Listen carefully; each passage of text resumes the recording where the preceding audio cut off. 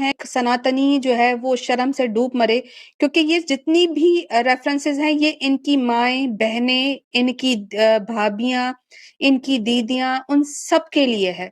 क्योंकि यहाँ पर बिल्कुल भी ऐसा नहीं लिखा हुआ कि ये जो नेचर ऑफ अ वुमन है, ये पर्टिकुलरली किसी एक ख़ास किस्म की औरत के लिए, ये ऑल महिला, जितनी भी सनातन महिला है।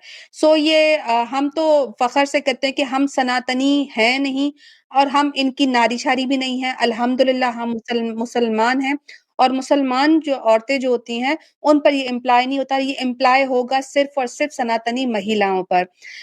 इनकी एक बुक है, और ये मैं ज़रा ज़ूम करके दिखा दूँगी आप लोगों को।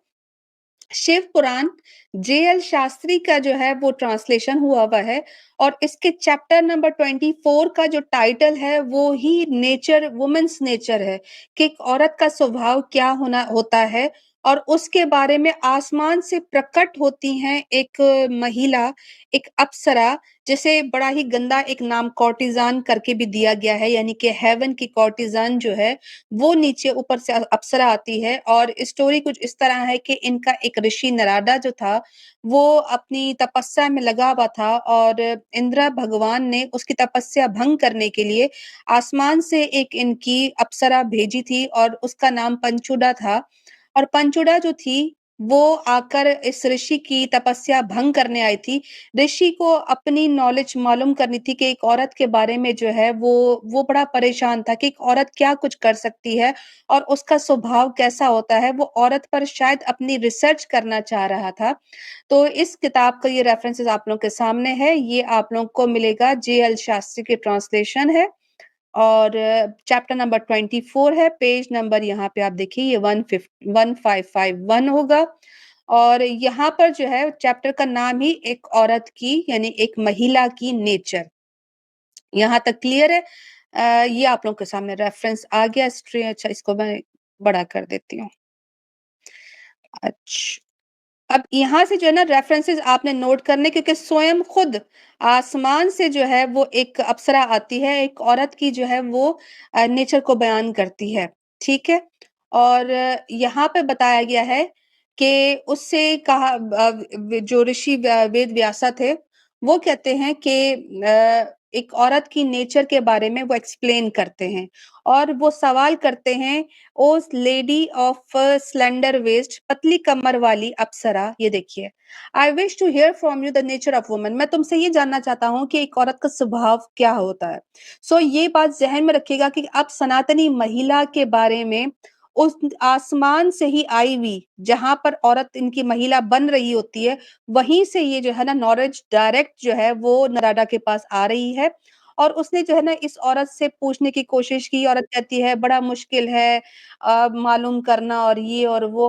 खैर, उसके बाद कन्विंस करने के बाद नरादा जो है उससे कहा है कि कोई बात नहीं है, तुम सच बात बताओगी, और ओ लेडी ऑफ गुड वेस्ट, ए पतली कमर वाली, एक अच्छी कमर वाली, सच बताओ, यानी कि एक औरत के बारे में मुझे सच बताओ।